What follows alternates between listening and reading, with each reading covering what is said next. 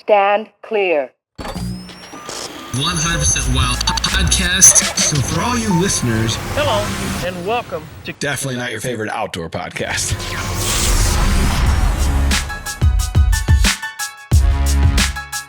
What's up, everybody? Welcome back to the Drury Outdoors 100% Wild Podcast. This is episode 3 in our Longbeard Legends series. And you guys know I'm Tim Chelswick, and we got Matt Drury, and we've got our handsome yet humble Ray I. triple co-host, Mr. Ray I. Ray, in Uncle studio. Ray. Yeah, great How to are be ya? here. Good. Thanks for having me in, guys. This series is so fun, man. I'm just so jacked up about it. And we're learning a lot. Yeah, absolutely. No, a good you and time. I are. Yeah, no, he's the teacher. We're the students. We are simply the Padawans. Yeah. And we've got Chris Kirby on deck Yes. today. Chris is the owner of Quaker Boy, and he's got a real long list of pedigrees. So I'm going to hit some of the highlights here. So he Pedigrees? Not It's- pedicure, pedigree. I think it's a dog food. Before you do that list, you know when I met Chris Kirby? 1979, Birmingham, Alabama. Holy I cow. was in the Jeez. Quaker Boy booth with Dad. Holy cow. How old was Wasn't he? that right, Chris? Yes, it was, and I was 9 years old at the time. Oh. That Holy is correct. Yeah, that's the history I'm looking for here. So let's run through this, Tim. So Tell us- Chris has accomplished a grand slam on the turkey calling stage. He won the 1995 World Turkey Calling Championships, 4-time U.S. Open champ, 2 times Masters Invitational champ. He was the 1998 World Turkey Bourbon NWTF Grand National Champion. He's completed a Grand Slam. He's handsome as all get out, and he's got static turkeys behind him somehow. It looks like a window back there with turkeys that are just waiting to be shot.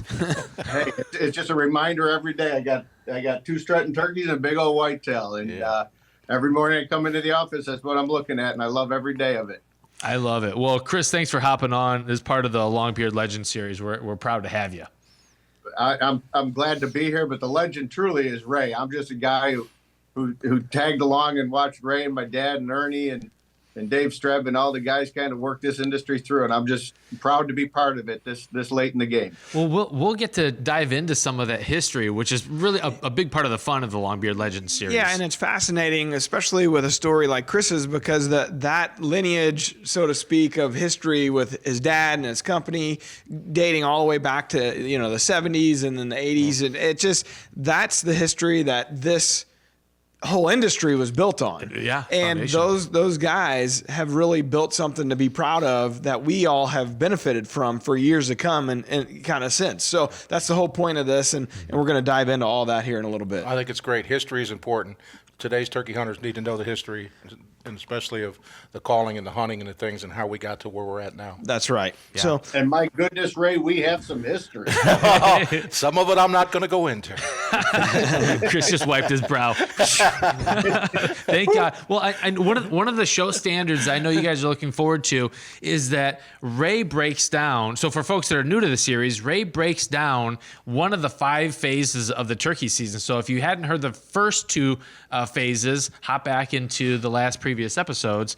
But Ray's going to break down. This is phase 3, and I think Ray, you kind of refer to this as breeding time, right? Breeding time, the hens, the girls. And so maybe give us a little description of what phase 3 means to you, because you're the one that kind of came up with these. Mark and Terry are famous for the deer phases, right? The 13 phases. Right. But we look to you and kind of, hey, break down the turkey season and let us know how it works. So this is phase 3. What's that mean to you? You got to go back and look at turkey hunting overall and what's going on with the turkeys, because all turkey hunting, spring turkey hunting, is judged, and I said it before, but it's judged by the mating season, when most of the hens are on the nest and gobblers respond. A lot of 2-year-olds bite the bullet at that time of the year, and they're receptive to clucks and yelps, soft calling, which was the tradition, which how turkey hunting is judged.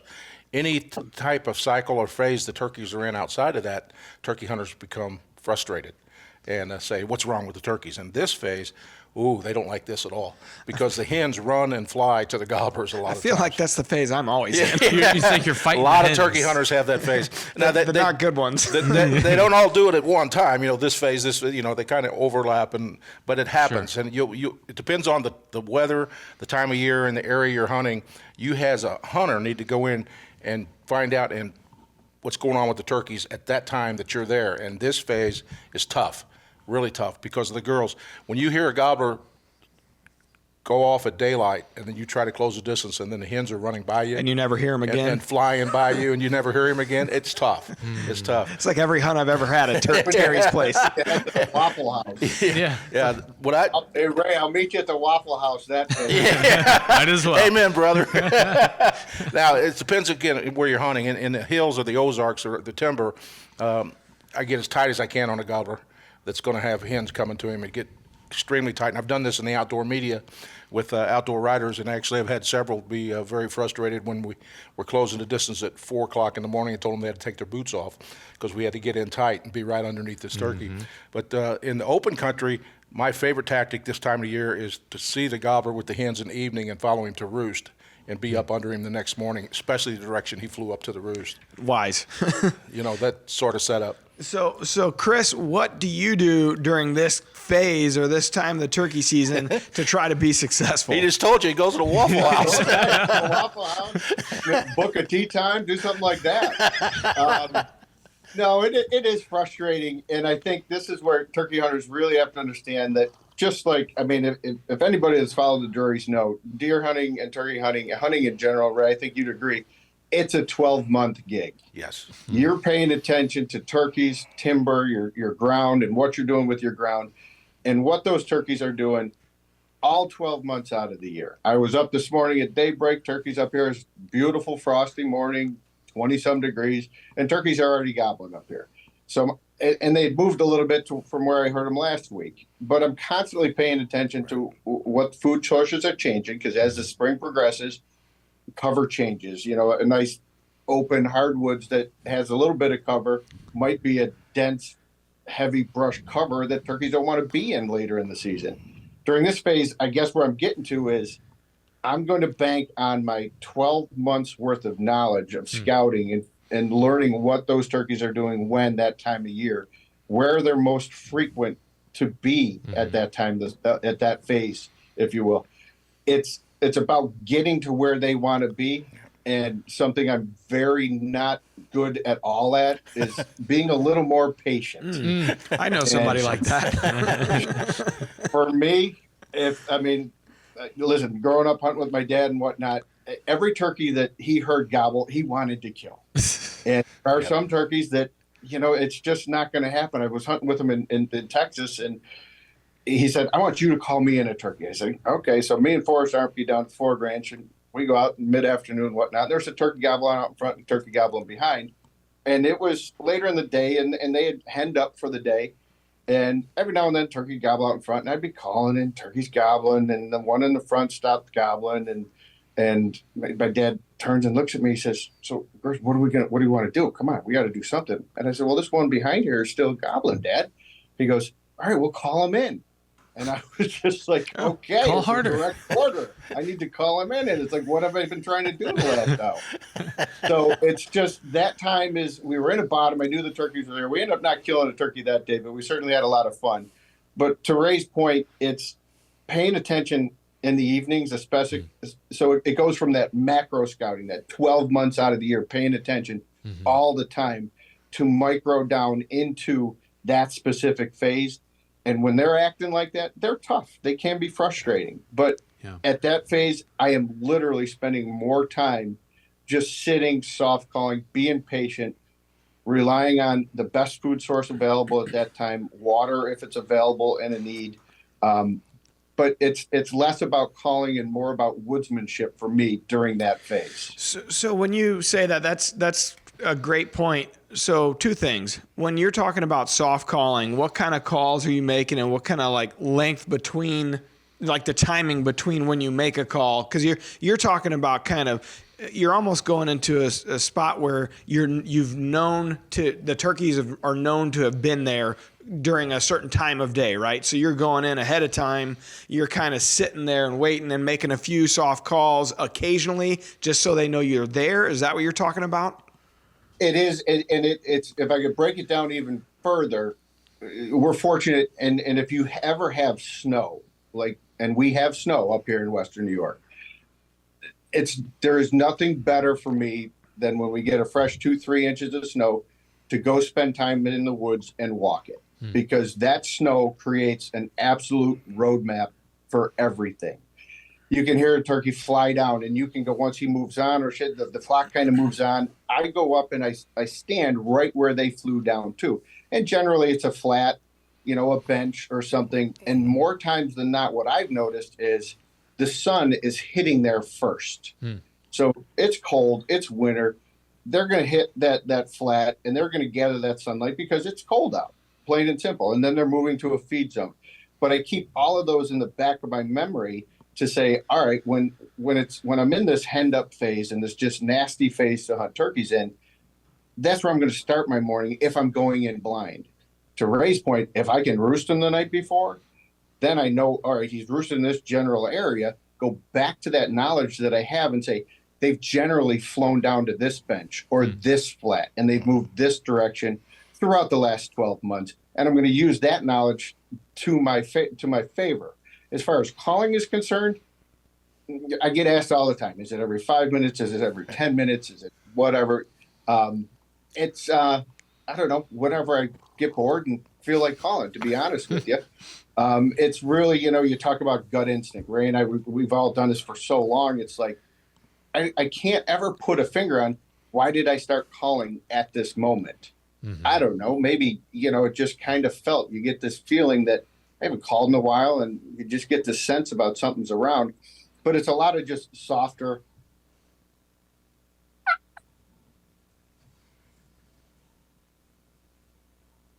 I think the audio is clipping out. Yeah, I think the Zoom is clipping your calling. It's so good.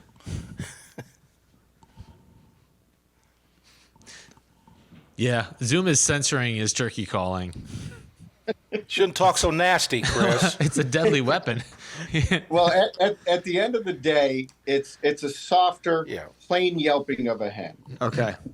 Clucks and purrs of a content hen, meaning she's on that bench. And the illusion I'm creating is I'm over here, I'm just relaxed. You're relying at that point to me to get the whole flock to just come over and investigate. If a gobbler's got hens, you want the hens to come in. And if you can get them kind of in your direction, sure, when you get a big nasty hen that she's just cutting and yelping back at you, I'm going to mimic her and get her fired up and have her come in, because that pecking order exists in the hens as much as it does the gobblers. And if you get her to come in, he's simply going to follow. But if I'm totally blind hunting and just relying on the woodsman and all the scouting I've done, I'm simply going to soft call hours at an hour at a time, an hour at a time. And how often would I call? Listen, I'm a call manufacturer. I love to call, and I'm there, and I'm going to call. I mean, that's just how it is. Yeah. So it's patience, it's soft calling, just plain yelps, creating that illusion that I'm just a content hen. We've been here in the past. Come on over and hang out at the bar. It's all good. Oh. So is there a different type of cut on that diaphragm call that you're using when you're wanting to use a soft yelp versus if you're really cutting, or, are you pulling different calls out of your pack for different instances, or do you have one go-to that you could just utilize for any kind of sound that you're wanting to make? Now, as far as mouth calls are concerned, fundamentally, every mouth call works exactly the same, whether it's a double read, a triple read, whether it's sliced, cut, diced, whatever. The fundamentals of that tongue manipulating the call is exactly the same. It's up to down, short read to long read. And as your tongue drops down off of a raspy call, something that has a cut in it, that longest read or that cut read will flutter, and that's where you get a little bit more realistic rasp. Beginner's double is where you start. It's a 2-reeded call, and we still sell lots of them, and everybody still hunts with them, because I was just listening to hens the other morning, and it sounded exactly like a twin 2 or a clear beginner's double. Just gow, gow, gow, gow, real pretty. So no two hens sound alike, just like the 4 of us. None of us have the exact same voice. Turkeys don't either. So fundamentally, once you master a mouth call, as far as do I use a different mouth call, I can do pretty much anything on any mouth call. But for somebody just getting started, start with a beginner's double or a pro triple and get your fundamentals down. Then go into like an old boss hen where you got the 2 corners of the reed cut to give you a flutter. Then, like, I run the world champ. It's my favorite call. We've got the nasty old hen. We've got the jagged edge. We've got all kinds of cuts. But don't start there.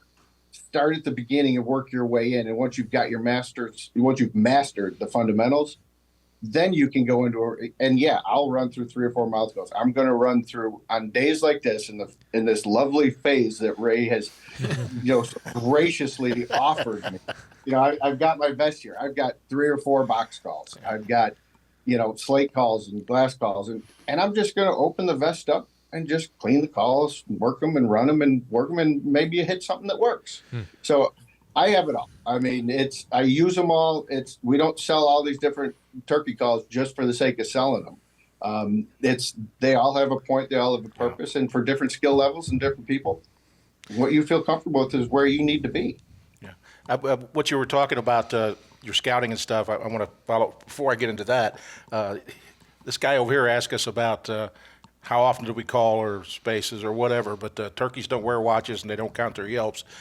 They call how they feel and put feeling in your calling. And I wish I could answer that, how often I do that. It's how I feel at the time and how the turkeys are reacting to that call. And you said the soft stuff. I do just what Chris was talking about doing, the soft yelps. I love to work those soft yelps, clucks, some little put-puts and a little bit of purrs and those sort of things. So if they're not responding and you don't know if there's a turkey in 100 yards or 1,000 yards. Sometimes they respond without saying anything. So. Well, and I know that's happened to us a lot before where, we've been calling and nothing's happening. We're not hearing any gobbling. And then, we might get up and, go to a different spot. And then we realize whether it's on a trail camera or whether we spotted them in a field that we left too early. Right? Yeah. Like the patience part, as I think Chris alluded to, is tough.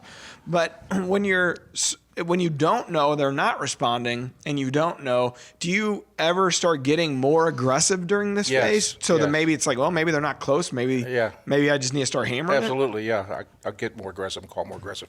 But I want to go back to what Chris was talking about, knowing about where the turkeys are going. We were in a big area of the Ozarks, and there was a big old gobbler in there. He's an old guy. He deep throaty gobble. And I tried him a couple mornings, and it was this phase. The hens were just, as soon as he opened up, you could hear the hens. And I called at him, and he moved away with the hens, okay? But I scouted and found out where he was going to. He's going to a glade, an open glade in the Ozarks, and that's where he was strutting and breeding the hens. So when me and my buddy went in the next day to go hunt, as soon as he heard him, he looked at me. I said, yeah, go ahead. And he went in there after that gobbler at the roost to call to him. And I went straight to the glade and laid down behind some rocks. And he was over there calling, and of course he gobbled on the roost. He flew down, you heard the hens pop up, and then directly here they come. I was doing the calling. He was just talking about, Chris was talking about, I did the soft calling, laying behind the rock, my gun laying over. They come up on that glade full strut. He bred 3 hens before he got close enough, and I shot him off the back of a hen. Wow. You watched? Oh, yeah, I did. You dirty. Well, yeah. Well, and that's something we don't talk about. I don't even smoke, and I need a cigarette after that was over. We don't talk about the emotional aspect of turkey hunting, but it helps if you before you get out of the truck, listen to Conway Twitty's "You've Never Been This Far Before." Oh, I thought you were going to say tight fitting jeans. But that's exactly what you were talking about, Chris. Knowing where they're going and what they're doing, where they want to be, and that means a lot. Nothing. The best caller in the world, if you don't know the terrain and you haven't done the scouting and you don't know the prey you're after, it doesn't matter. Oh, yeah. I mean, you can make up a little bit with calling, but knowing your woods, knowing what phase the turkeys are in, knowing how to react when they finally do respond to you, and knowing, to me, it's more about the dirt and knowing the dirt. Yeah. If you know the dirt, you're miles ahead of the game and know every inch of the dirt, down to what are they feeding on here? Is there a mud puddle he's walking by here, grabbing a quick drink? Where is the next set of food source going to start growing in the spring that he's going to move to? Mm-hmm. Just paying attention to the whole cycle through the spring of what's happening with dirt, you'll be miles ahead and the calls will work just way better then. So that's where the woodsmanship comes into play. That's where we're screwed. I was going to say, man, what if you don't know anything? Well, we should say that phase breakdown is brought to you by Tracker Off-Road. Sneak into the woods this spring and get your gobbler with the speed and stealth of a Tracker Off-Road EV. Yeah, that helps you when you're you hear a gobble 1,000 yards away and you can't run that fast anymore. Yeah. You guys must be young because I'm too old. I can't hear a gobbler 1,000 yards away. What's that? Your Ray's got a big horn up to his ear. That's what I hate, Chris, when I'm standing there, me and my brother's standing there, and we're not hearing anything, and we go like this, and kids are going, there's 3 of them gobbling right there. They're right there. Yeah. What are we doing? Why are we leaving? The problem is when everybody points a different direction. Yeah. I've done that everybody starts before. Like, pointing he's coming from over there. Seen that No, many times. Clearly Who do you coming from trust? over there. Ray, you'll know this one. That's when the 3 gobble rule comes into play. That's We right. don't make a move until we hear him gobble 3 times. I like that. Ah. I'll have to start using that.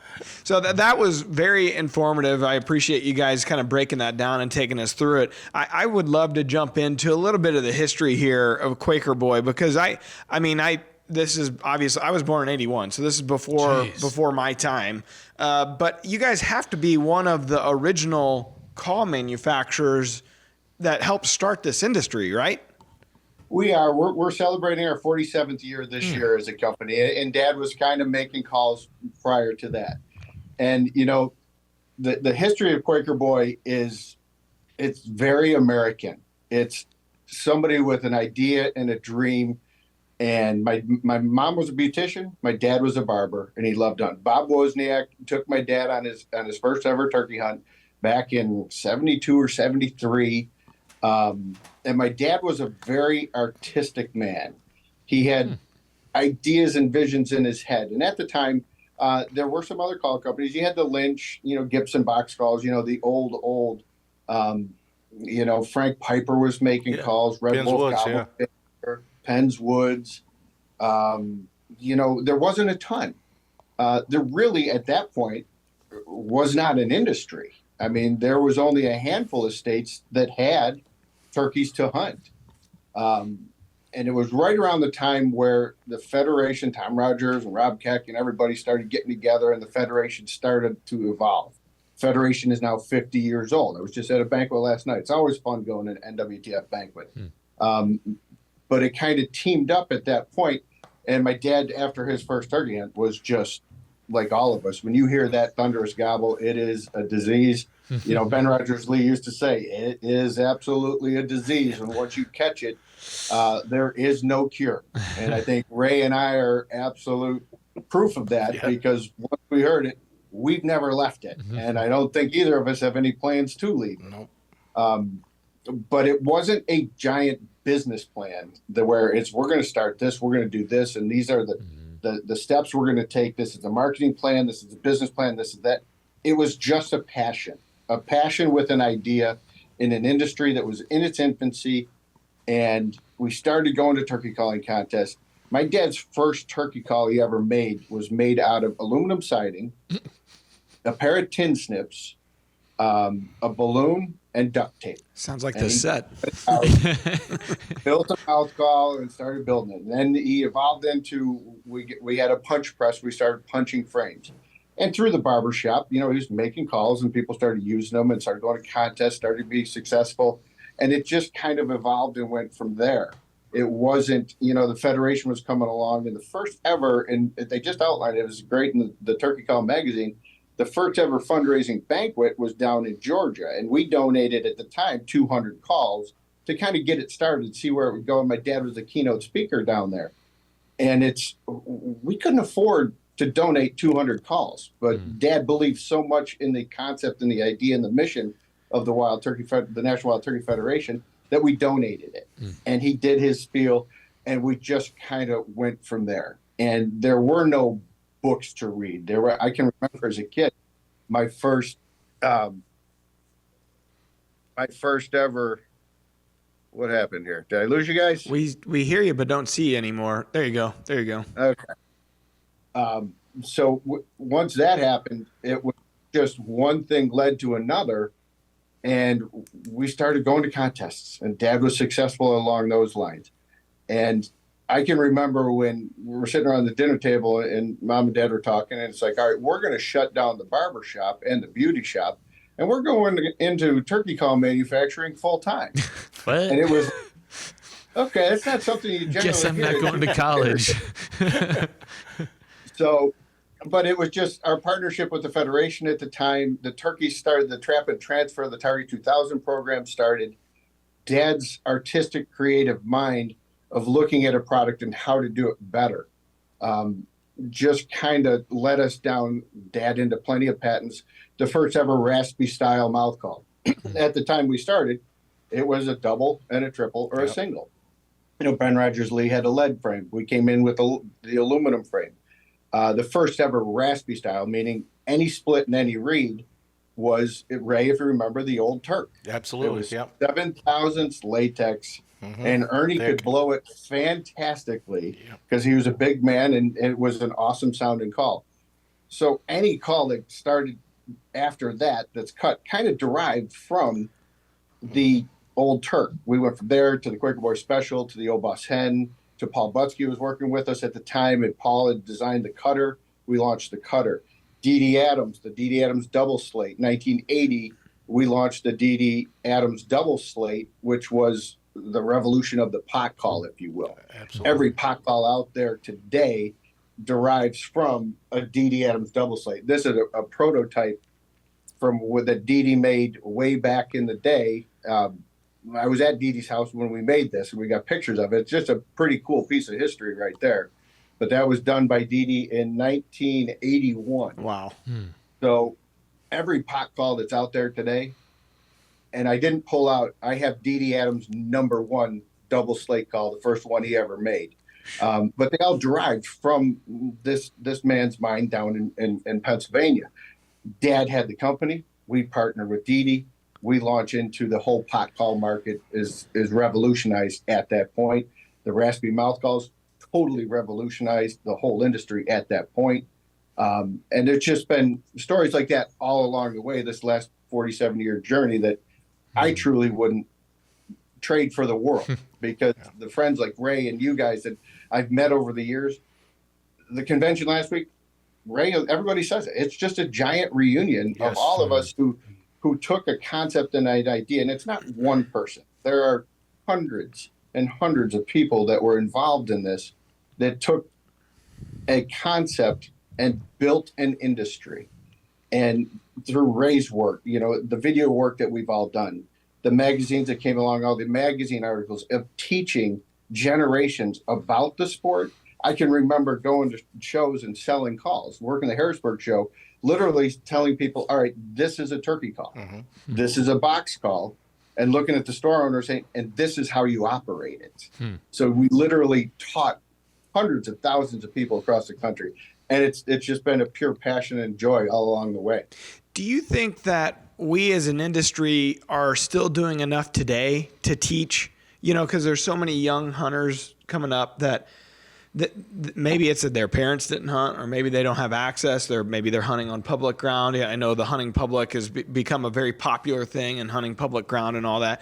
Do you think in general as an industry, we're still doing the type of work we did in the 80s to help teach people how to call, how to be a good hunter, use woodsmanship? Do you guys think that we're there, or have we taken some steps back? I'll let you start, Ray. Yeah. Well, there's more access to it than there was back in our day, and Chris hit on that too. I remember there wasn't even a magazine article about turkey hunting. So we went from that to teaching, like Chris was talking about, and I traveled, did seminars in the late 70s, mid 70s, late 70s, and it was all new to people, especially like in Missouri, turkey hunting was fairly new. So, but we didn't have the electronic media, and we didn't have all this access. Now, whether they're accessing that and watching it, I don't know. But I do know that back in the day when you did a seminar in the old days, you filled the house. People were wanting to learn, and it's the only place they could get it.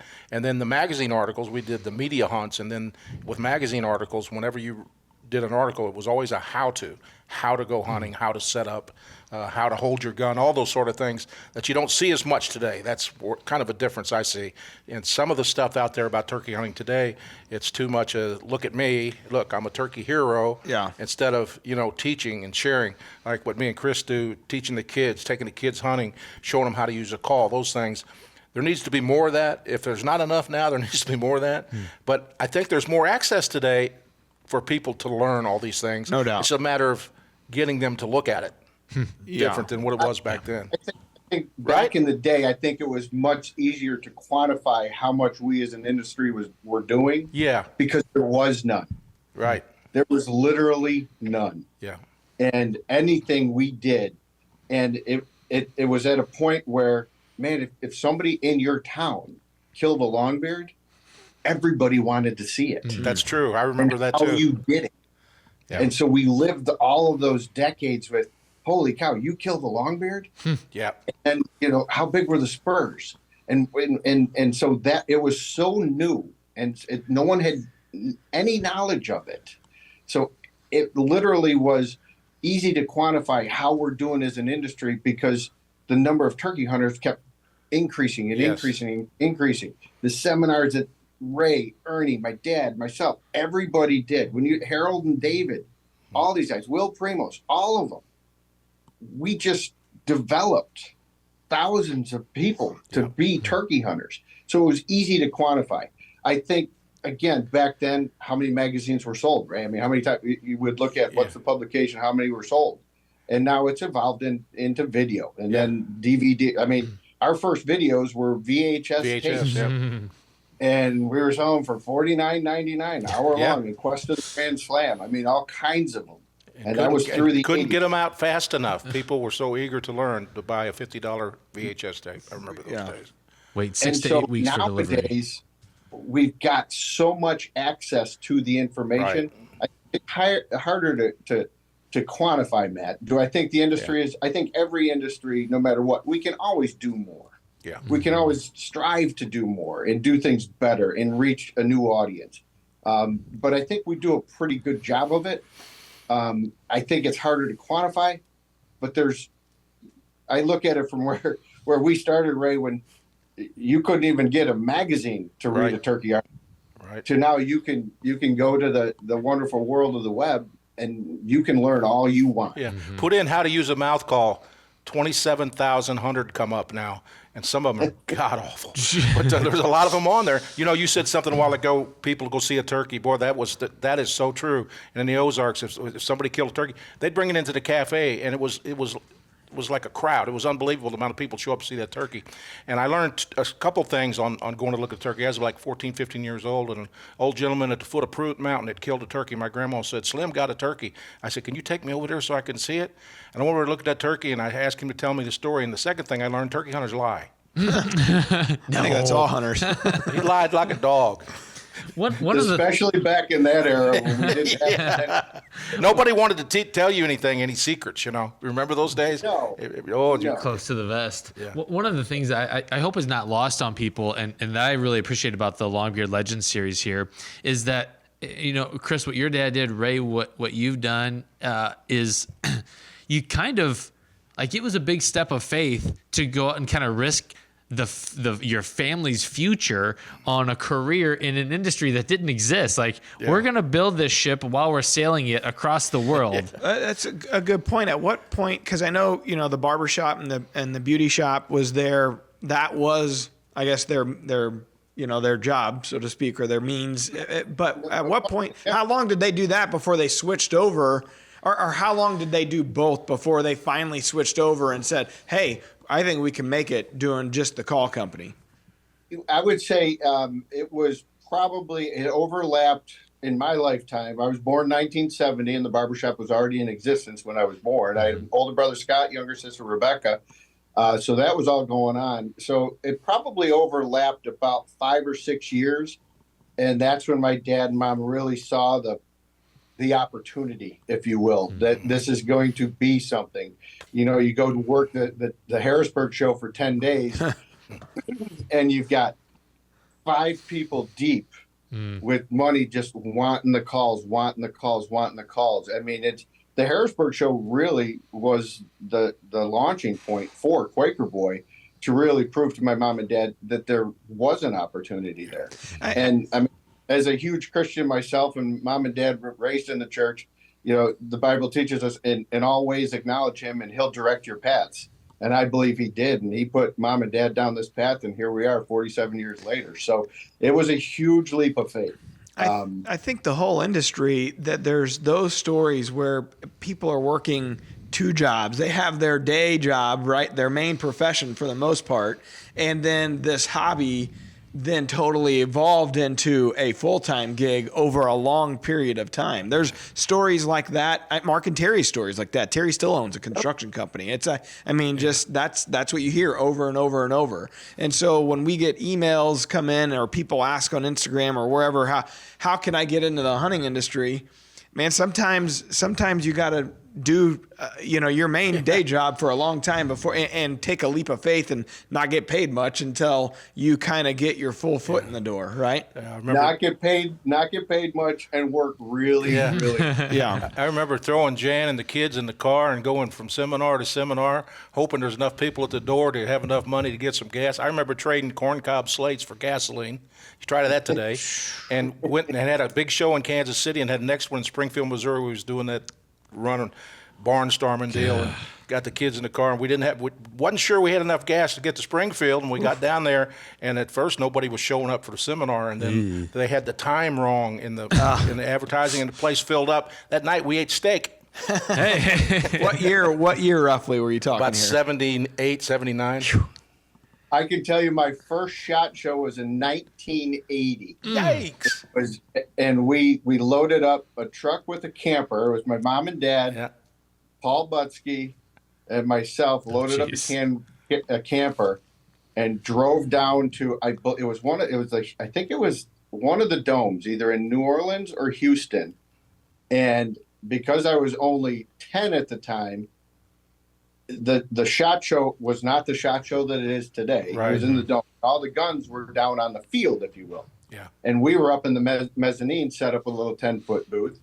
And I can remember standing looking over that edge, and I wasn't allowed to go down onto the floor because I was only 10, and that's where all the guns were. But I can remember seeing all the booths down there, and I forget which decoy company it was, but they had just come out with a really magnum oversized goose decoys, shells, and I was standing next to it, took a picture of it, and I was only as tall as that goose decoy. Wow. That was my first ever SHOT Show, and it was just really, really cool to be part of. Your family should be commended to haul Paul Butsky any place, especially to take him on a road trip. My goodness. Wow. It's like National Lampoon. So I'm not sure if this is a sign. We're getting kind of queued up for our question of the day right now. If this is a sign of modern turkey hunting and where things have gone, but our guest or our question of the day guy Matt has a question about scoring turkeys. All right, so the question of the day is proudly presented by the all-new Finisher Series Turkey Vest, apparel, and accessories from Blocker Outdoors. Built specifically for avid turkey hunters, the Finisher Turkey Series takes the quality apparel Blocker is known for and adds the crucial features to help you focus on the hunt and not your gear. All right, Matt, let's see what you got. Hey, Matt and Tim. Oh, hey. Most people know how to score a deer, but what is the proper way to score a turkey, and where can I find that information? Yeah, this is. I had no idea until we did a series for the Outdoor Channel called King of the Spring, not the original VHS series that the boys produced, but it was a TV series back in 2012, and that was part of. It was kind of a competition, brother versus brother, and it was funny because I really didn't. I had no. I mean, we never really did the full. You measure the beard, you measure the spurs, but there's a weight component as well. But I'll never forget Chad Kilmer. He's a guide there with us in turkey camp, and he's a character. We should have him on the podcast because he's a character. But he'd walk across the stage holding the bird. He goes, "I've measured the beard and I've measured the spurs per NWTF guidelines." And that was his line every episode. He butchered that line every single episode. Not a whole lot to it. No, there isn't. That's Chad. So I'll let you take it from here on what. I know to score turkeys. I have no idea. I've never scored a turkey. The only way I score him is my foot on his neck and he's dead. One. And I score him by how bad my heart was beating. The hunter I have and how my heart beats. And if your heart's beating, then he wins. But the actual way to score a turkey, you can go to the National Wild Turkey Federation. It is weight is 1 point per pound, the beard times 2, and the spurs times 10. Checks You out. take the measurements, add your scores up, and that's how you come to a score of a turkey. That's right. If you want to watch a funny series using this standard as the winning team, that King of the Spring, I think it's over on MOTV, the Outdoor Channel streaming app. It was a fun series, but it about killed Mark and Terry. We've never done it again. Heavy lift for that. It was not. The juice was not worth the squeeze. Well, Matt Legler, thank you for the question. Hit me up via the Rack Pack, and we will send you a podcast hat just for that. Yeah, thank you. Well, one of my favorite parts of your radio show, Ray, is story time. I love it. Story time with Uncle Ray. Yep. And so we kind of built in a smaller version of that into this show to give people a little taste, because you've experienced some stuff over time. So I wonder if He's you seen have some things. a little story to regale us with on this week's episode. And keep it short and keep it clean, right? Well, one of the two. we can't ask for everything. Well, me and Chris was talking about back in the day, and in the 70s and early 70s, well, maybe even the late 60s, my uncle, Uncle Lee, who's quite often in my story times, was guiding, and he'd go to the local gas station where they played cards and had their drinks, and it was a check station too, and there was a guy from the city came down, actually from Kansas City, was a bird hunter, and he wanted to know if anybody there would take him turkey hunting. Of course, my uncle wasn't going to turn down $20. That's what he got back in the day, $20 to take a guy turkey hunting. And so he said he'd take him, and he got to visit him with the gentleman, and he went down and saw my grandma. Of course, Grandma made him a big meal, and they put him up in my great uncle's cabin, and my uncle went up and roosted a bird that evening off the glades up on the mountain and had it all set up for the guy, but he was concerned about the guy's gun because he had a bird gun, a 20 gauge. And he said, well, I'll have to do a tight setup and so he can shoot this bird with this gun. So anyway, he takes the guy out the next morning, goes up on the glade, sets him down, tells him to face the glade, hands him his gun, loads his gun for him, and says, now, I'll tell you when to shoot, just sit right here. The turkey gobbled up on the side of the hill. The turkey started gobbling. My uncle called. The turkey flew down in the glade, and he's in full strut. And the guy goes, he's drawing donuts. He says, I can kill him. My uncle looked at him, looked out there, 60 yards, He said, no, you can't kill him. Sit still. Don't do that. So he just... Uncle calls a little bit again. Yuck, yuck, yuck. Pow! He's strutting, that light starting to hit him. He goes, I can kill him. Man, you can't kill him. Sit still. We got thinking about that. He's about 50 yards, kind of going back and forth, and he goes, I already got $20 in my pocket. I done did my job. Stuck him with 3 fingers, said, kill him. Boom! Graveyard dead. One feather 50 floating. yards.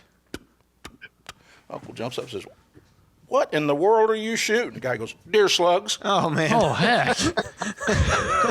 Is there anything left? Man. So you're talking back then, open sights, Yeah. right? 50-yard shot. Guy didn't know what to use. Yeah. He thought it was the big game, That's a tight pattern. Ray, do you remember the first wild turkey you ever called in? Yeah. What do you got? My first wild turkey experience, I was 5 or 6 with Dad. It was pre-season here in New York, and he takes us out to the woods, and he's got a box call at the time, and we hear these turkeys gobble from the truck, so we're walking down the logging road. We get up, and he calls, and they're getting a little closer, and listen, we don't know what we're doing. I'm in blue jeans, and he's got a camo tarp, whatever, and I'm only 4 foot tall, 3 foot tall, and I'm 5 or 6 years old. So we sit down next to the tree. He calls, and that turkey's gobbling. He's coming. And then he yelps a little bit more. Yeah.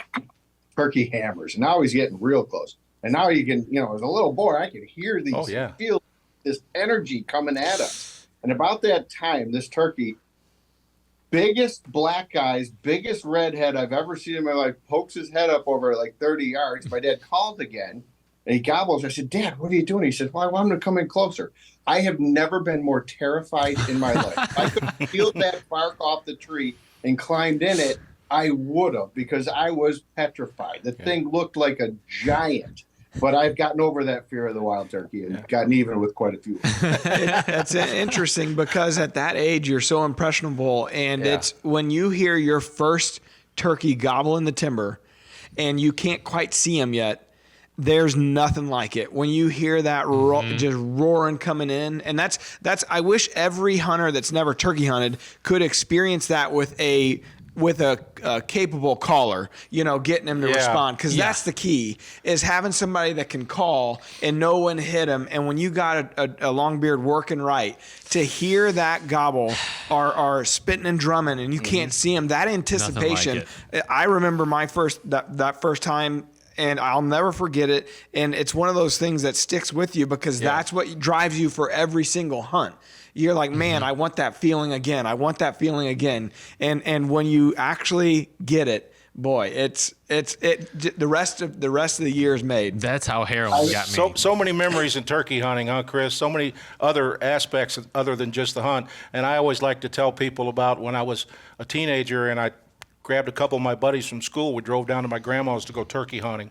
And I got there late that evening, ended up in the back room. And the next morning, like at 3:30 in the morning, my grandma comes in, hits the light, goes, "You better get out of those beds. That old turkey's going to be a hollering." And she started tickling my friends. They were horrified. Horrified. She smelled like biscuits. And she's running around, "You better get out of bed." So they get up and they stagger around. And I'll never forget what my friend said from high school. And we were like sophomores in high school at that time. He comes in the kitchen, and there's bacon, eggs, biscuits and gravy, and ham on the table. And he stopped. He looks, "What time of the morning does this woman get up?" Jeez. Those were good days and good times. Yeah, no question. No question. A lot of great friends, a lot of great people, and even though many of us are competitors, we're all in the same boat. And we just want happy turkey hunters across the country. Absolutely. Yeah, back in the day when I started with Hunter Specialties, I used to get scolded and troubled all the time. I'd come over and see you guys and see your dad. I'd go over and see Paul, and go see Ernie. And boy, here come the Forbeses. Get me back over in the booth. How do you guys feel like in general, the turkey, there's a lot that's out there right now talking about the general decline of the turkey population. And I know in North Missouri, we've seen it, especially I say the peak in the late 90s based on what Mark and Terry always talk about to where it is now. I mean, we really can struggle sometimes to even hear a bird. So in general, where do you guys feel like the state of the union is, so to speak, in the wild turkey and the actual habitat, and are we doing enough in that regard to make sure that we have a resource down the road? You want to go first? Or you want me to?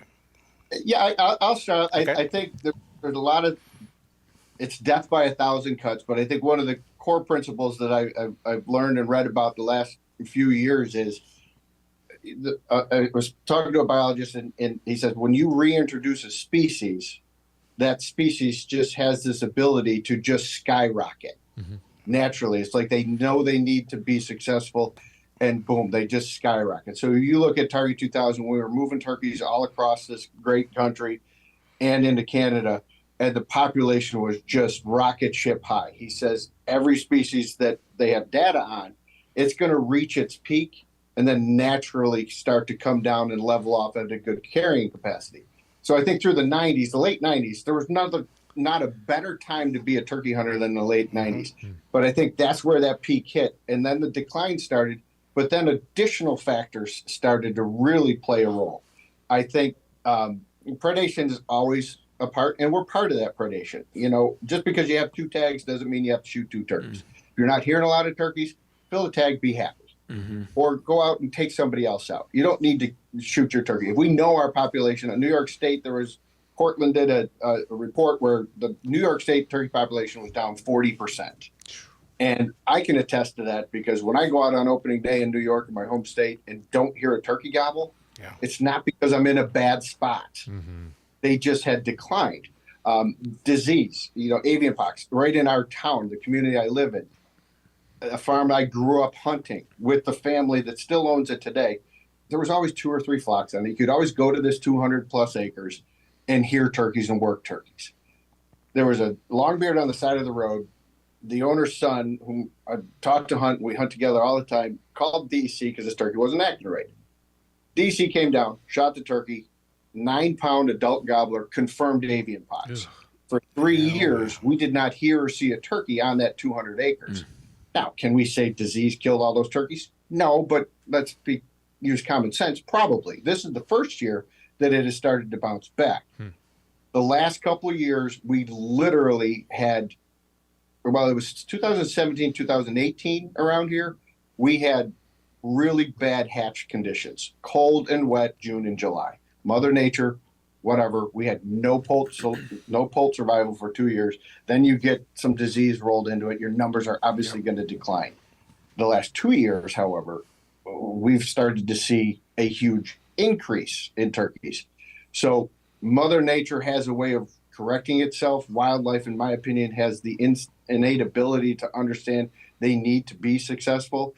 I think, habitat, sure, it is part of the problem in certain areas. Should timber be cut down in some of our state forests up here? Certainly, because it hasn't been cut down at all, so your brood habitat is down. Is the reintroduction of the fisher cat into our ecosystem up here a part of it? Certainly it is. Is the decline of the fur market? Yep. Certainly. Is the unchecked avian predation, owls and hawks, is that part of the problem? Yes. Those numbers go unchecked. So it's a constant moving target. And I think what the Federation is doing now with the increased money raised in the studies and resetting the tables and the data parameters that we've been using through the 80s and 90s, we need new data to see truly what's going on.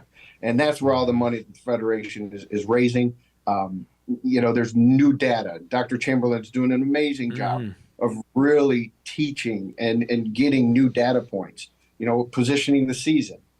You don't want your season to open in the peak of the breeding cycle. You want the hens to be bred and be done, and then pick up with the gobblers once 70-80% of your hens are bred. I mean, Ray, I'm sure you've heard it. Man, after the first week of the season, the turkeys really stop gobbling. That we need to move the season up. Well, truly what has happened is they're gobbling good right before the season. The first week goes by. Well, first of all, you got a bunch of turkeys that are dead. Yep. Second of all, you got a bunch of turkeys that have been called at, shot at, spooked, and whatnot. So everything is going to naturally just shut down once the season opens up. But opening that season post, and if some of the states need to move a season back opposed to up, move it back so you're letting the hens do their job. Yep. I agree with everything with Missouri other than the fisher cat or whatever it was, but predation and habitat, everything you said. We had our turkey population here on the upswing growing when they was live trapping and putting them out, and boy, it peaked. It went up, and then it dropped. Exactly what you said. We've got the same thing here. Same exact thing. And Ms. Ray, we talk to people all across the country. Like when we started noticing it up here, talking to guys that hunt all across the country. Right.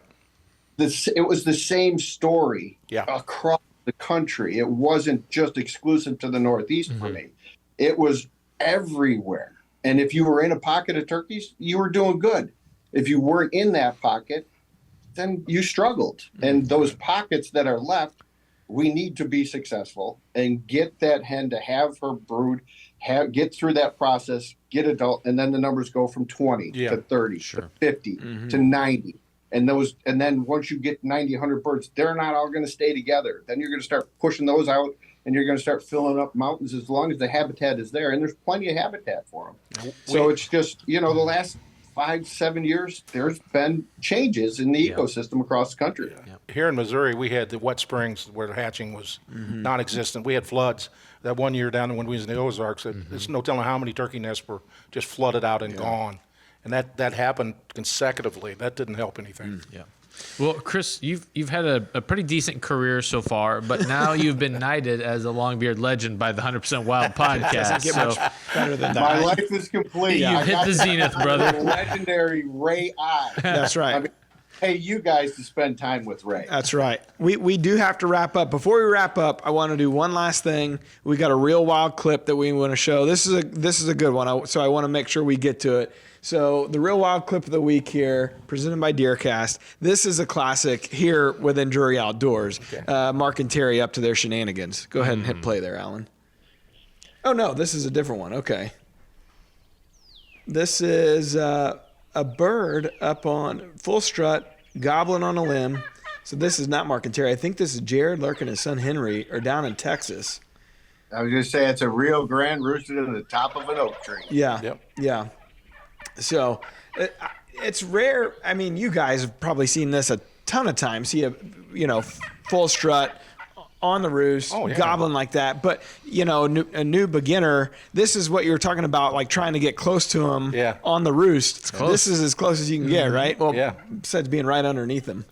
So that's a good setup right there. That's a great setup. He's hammering. So that's the real wild clip of the week this week. Awesome. And as my uncle would say back in the day when I was a kid, you sound pretty good. And I'd call her, keep him talking, I'll be right back.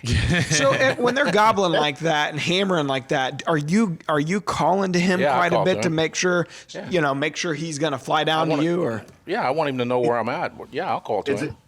Yeah, I will call to him, but very little. So that is a prime example of what is supposed to happen naturally. The gobbler wakes up, he gobbles and gobbles and gobbles, and the hens naturally come to him. What we as hunters are doing are trying to reverse that process. he's going to gobble. You're going to call. You want him to go. That's not what is supposed to naturally happen. That's what he's doing sitting up in that tree. He's just gobbling and gobbling and gobbling. And those hens are going to come to him. He's going to drop down with his hens, and he's going to be off for the day.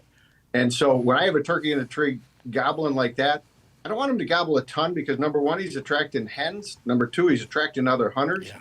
And to me, the game really doesn't – I'm going to call to him. Like Ray said, I want him to know where I'm at. Once he knows where I'm at, I'm kind of going to let it happen. But once his feet hit the ground, game on.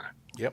Nice. Nice. Well, that's a perfect way to end it here. Okay. We really, really appreciate you jumping on with us, Chris. It's been an educational and fun episode. And more than anything, we thank you, your family, for all the history and what you've done for turkey hunting in general. It's a long history and one that I'm glad we got to share a little bit of the story too. Absolutely. Love you, brother.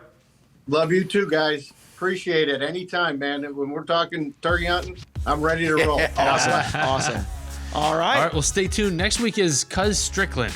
Well, look out. Another legend. It'll be awesome. All right. Well, until next time, guys, peace out. We thank you. We love you. Good luck turkey hunting. DeerCast is now supercharged with maps. Get ahead of your game with killer new features like live Doppler radar, wind check out to 5 days, virtual rain gauges, GPS path tracking, and more. Plus, get our 14-day revolutionary DeerCast prediction and access to DeerCast Track. Prep, predict, and pursue with DeerCast. We're adding new videos every week, so make sure to click that subscribe button and check out all of our amazing content. This episode of DoD TV is brought to you by DeerCast. Prep, predict, and pursue your target buck.